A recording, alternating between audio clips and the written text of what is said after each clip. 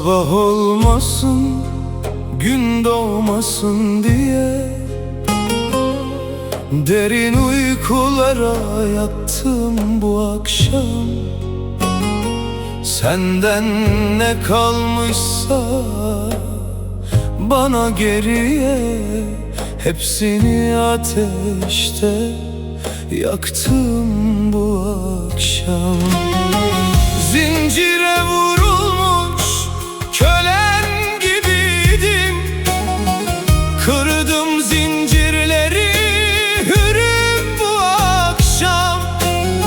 Gözyaşım dinmezdi, her gün içerdim, kadehi şişeyi kırdım bu akşam.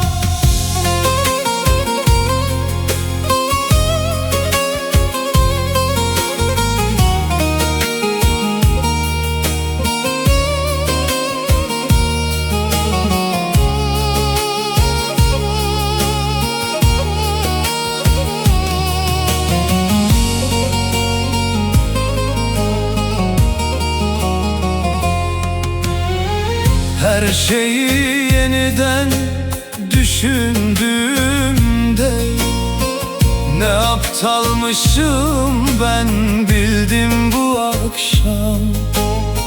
Sitemler, kahırlar bitti gönlümde, sevmeye tövbeler ettim bu akşam.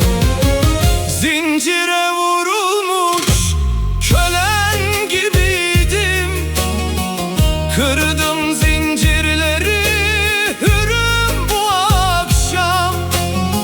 Gözyaşım dinmezdi, her gün içerdim, kadehi şişeyi kırdım bu akşam. Sevmeye tövbeler ettim bu akşam, kadehi şişeyi kırdım bu akşam.